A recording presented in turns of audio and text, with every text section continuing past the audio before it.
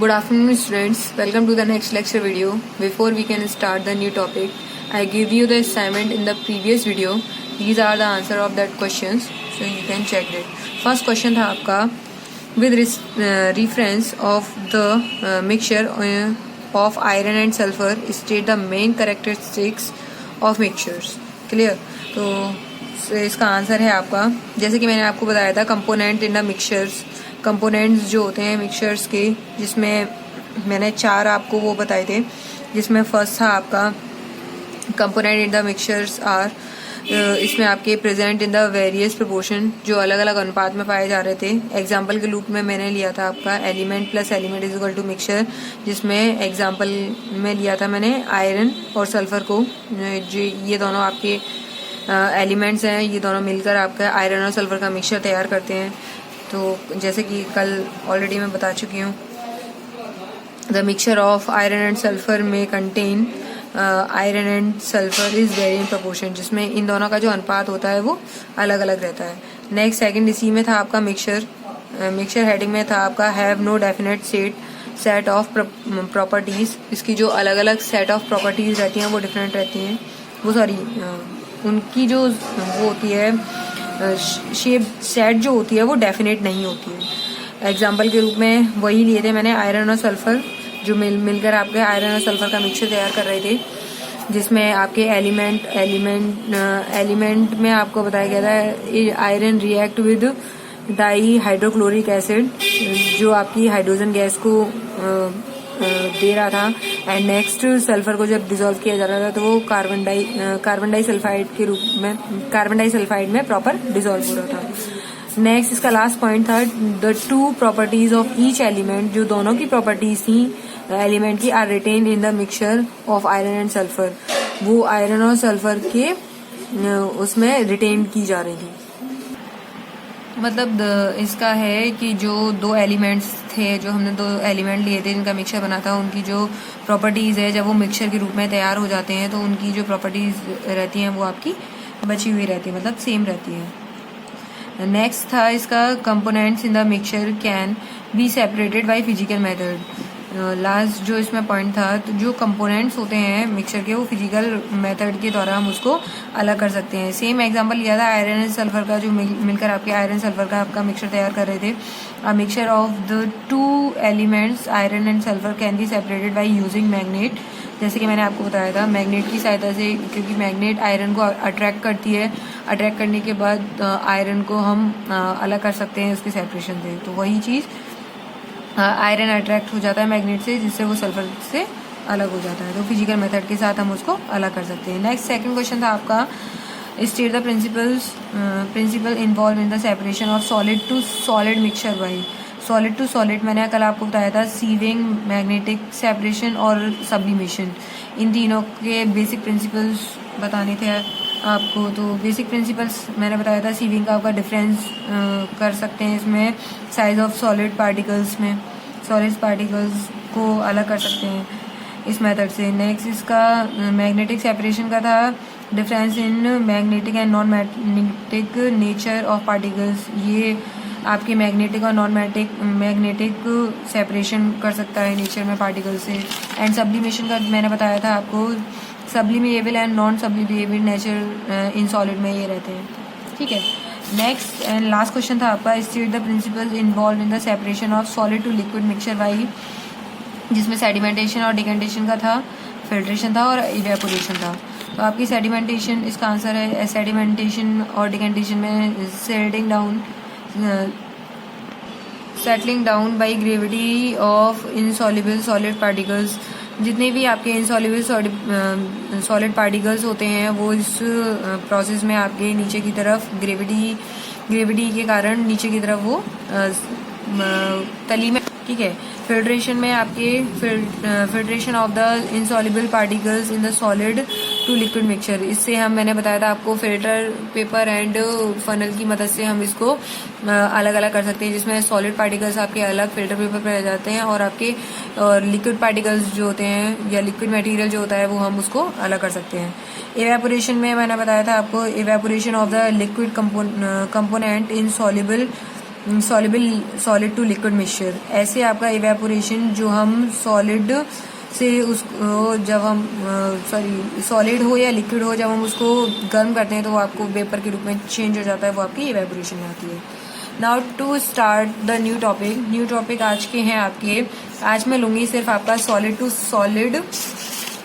Solid mixture. जैसे कि कल मैंने आपको बताया था सीविंग के बारे में, मैग्नेटिक सेपरेशन के बारे में और सब्लिमेशन के बारे में। आज इन तीनों को ही हम डिटेल में स्टडी करेंगे, ठीक है। तो फर्स्ट जिसमें आपका है सीविंग में देखते हैं सीविंग क्या होता है। इसका बेस्ड प्रिंसिपल रहता है, ये based on the different size on the solid particles. इसके अलग अलग डिफरेंट साइज होते हैं सॉलिड पार्टिकल्स के। जैसे कि आप देख रहे हो इसमें दो आपके सॉलिड पार्टिकल्स साइज में दिखाई दे रहे हैं, एक तो लार्ज है और एक स्मॉल है। नेक्स्ट है इसमें टेक्निक ऑफ सेपरेशन, इसको हम किस तरीके से अलग कर सकते हैं। The large size particles are separated from the small and finer particles by passing the mixture through a sieve means होती है छलनी। जैसे कि कल मैंने आपको बताया था आपके घर में मम्मी वगैरह जब आटा छानती हैं छलनी से, तो जो सॉलिड पार्टिकल्स रहते हैं जो छलनी में से निकल नहीं पाते हैं तो वो छलनी के ऊपर रह जाते हैं, और जो आपके महीन बारीक वाले पार्टिकल्स होते हैं वो छलनी से नीचे आ जाते हैं। तो जिससे आपका जो फ्लोर होता है, आटा होता है, वो आपका प्रॉपर सही हो जाता, मतलब छन जाता है। क्लियर। तो द साइव के बारे में क्या है। The sieve has a wooden frame, ये आपका लकड़ी से भी बना होता है, and the metal mesh at it base. और जो कुछ आपकी ऐसी सेफ्स होती हैं जो आपकी मेटल से बनी हुई होती है। The mixture is added from the top, mixture हम उसके साइड के, जैसे मैंने आपको बताया अभी, इसके ऊपर ही साइड में हम मिक्सचर को ऐड करते हैं। When the larger particle stay above, जो लार्जर बड़े पार्टिकल्स होते हैं वो ऊपर की तरफ रह जाते हैं, एंड फाइनल, और जो महीन पार्टिकल्स होते हैं कलेक्ट ब्लो इट ऑन, वो नीचे की तरफ आपके आ जाते हैं। सेविंग द साइड, जब हम उसको छानते हैं। क्लियर। एग्जाम्पल के रूप में सेपरेशन ऑफ राइस को हम ले सकते हैं, rice powder from the soil, जिससे वो अलग हो जाता है, सॉइल अलग हो जाती है और राइस पार्टिकल्स अलग हो जाते हैं। Different size particles of diamond end of a sand, और कुछ आपके डायमंड्स के पार्टिकल्स होते हैं जिनको सैंड से अलग करना होता है, तो वो उससे भी अलग हो जाते हैं। तो आपका ये है डायग्राम्स, ये इन अवर होम में हम किस तरीके से यूज करते हैं वीट फ्लोर को, जैसे मैंने आपको अभी बताया। और बाई बिल्डर्स, जब हम बिल्डिंग वगैरह अपनी बनाते हैं तो किस तरीके से हम अलग करते हैं पार्टिकल्स को, तो ये उसके डायग्राम्स हैं। नेक्स्ट मेथड है आपका मैग्नेटिक सेपरेशन किस तरीके से है। इसका प्रिंसिपल है आपका बेस्ड ऑन, ये बेस्ड आपके difference in magnetic and non magnetic nature of particles में। मतलब मैग्नेटिक और नॉन मैग्नेटिक को हम पार्टिकल्स को हम नेचर से अलग किस तरीके से कर सकते हैं। तो मैग्नेटिक पार्टिकल्स में हमने आयरन को लिया है और नॉन मैग्नेटिक पार्टिकल्स में हमने सल्फर को लिया है। मतलब इन दोनों के मिक्सचर में से हम आयरन को किस तरीके से अलग करते हैं और सल्फर को किस तरीके से अलग करते हैं। नेक्स्ट टेक्निक ऑफ सेपरेशन इसमें देखते हैं। The magnetic particles such as iron are separated from the non magnetic particles such as sulphur. Non magnetic particle इसको इसलिए बोला गया है सल्फर को, बिकॉज ये आयरन से अट्रैक्ट नहीं होता, और आयरन जो अट्रैक्ट हो जाता है उसको मैग्नेटिक पार्टिकल बोला है, ठीक है।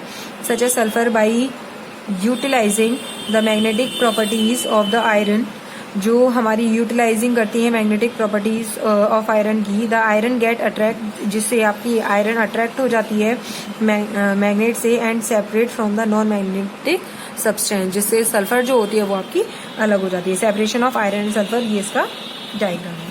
क्लियर। नेक्स्ट एंड लास्ट आपका मेथड है सब्लिमेशन। इसका प्रिंसिपल है आपका based on difference in sublimable and non sublimable nature of solid. ये आपके नॉन सब्लिमेबल और आपके सब्लिमेबल में आपको डिफरेंस बताता है, जिसमें आपके सब्लिमेबल सॉलिड्स हैं are those which sublime is turn directly into vapours on heating. जैसे कि मैंने आपको बताया था, ऐसे पार्टिकल्स जो डायरेक्ट सॉलिड से कन्वर्ट हो जाते हैं वेपर में विदाउट फॉर्मिंग अ लिक्विड की फॉर्म में ना आकर, ऐसे पार्टिकल्स आपके सब्लिमेशन की प्रोसेस में यूज किए जाते हैं। The vapours on cooling, but ऐसे पार्टिकल्स जो आपके वेपर्स में कन्वर्ट हुए हैं कुछ टाइम पर या कुछ देर में ठंडा होने के बाद वो get back in the pure solid की मात्रा में दोबारा आ जाते हैं मतलब वापस मिल जाते हैं। द नॉन सबलिमेबल सॉलिड, वो नॉन सबलिमेबल सॉलिड कहलाते हैं, रिमेन्स बिहाइंड। क्लियर। इसकी टेक्निक देखते हैं, technique of separation. The mixture is heated is an evaporating dish, हमने मिक्सचर को हीट किया है इवेपोरेटिंग डिस्क में, कवर्ड विद द फनल, जिसको हमने कवर्ड किया है फनल के द्वारा। फनल जानते हैं ना, ये फनल है आपकी, और इसमें हमने मिक्सचर को रखा हुआ है, इसको कवर्ड कर दिया है प्योर। एंड फनल को हमने plugged at one end with the cotton, ये जो फनल है इसके ऊपरी वाले सिरे को हमने कॉटन से बंद कर दिया है। The sublimable solid sublime and the vapours conduct, जिससे जब हम इस मिक्सचर को हीट करेंगे तो जो वेपर्स निकलेंगी इसमें से वो इसी में बनी रहे, जिससे जो हमारा सब्लिमेबल सॉलिड है वो हमें प्राप्त हो जाए। And inner side of the funnel, जो हमारे inner side of the funnel में कलेक्ट हो जाए। And the non sublimable remains behind in the evaporating disc, और जो नॉन सब्लिमेबल हमारा सॉलिड है वो हमारा निचली तरफ में डिस्क में ही आपका रह जाए। क्लियर। एग्जाम्पल देखते हैं, सेपरेशन ऑफ अमोनियम क्लोराइड, हमने सेपरेशन किया है अमोनियम क्लोराइड का एंड सोडियम क्लोराइड का इन लेबोरेटरी में, जिसमें आपका सब्लिमेबल सब्सटेंस इसका अमोनियम क्लोराइड रहा है और नॉन सब्लिमेबल सब्सटेंस जो है वो आपका सोडियम क्लोराइड रहा है।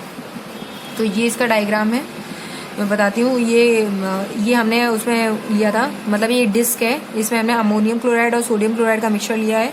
अब किस तरीके से हमने लिया है, इसको हीट करने के लिए हमने रखा हुआ है।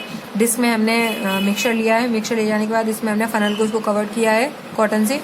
कनेक्ट करने के बाद फिर कुछ जब हमने देख लिया कि हमारा जो पार्टिकल्स है, कुछ देर ठंडा करने के बाद जो हमारे सब्लिमेबल सॉलिड्स हैं वो हमारे फनल में कलेक्टेड हो गए हैं, तो हमने फिर हटा के देखा है तो sublimable ammonium chloride in funnel वो हमारे फनल में कलेक्टेड हो गए हैं, and solid sodium chloride in evaporating dish जो हमारी डिस्क में रह गया है। क्लियर।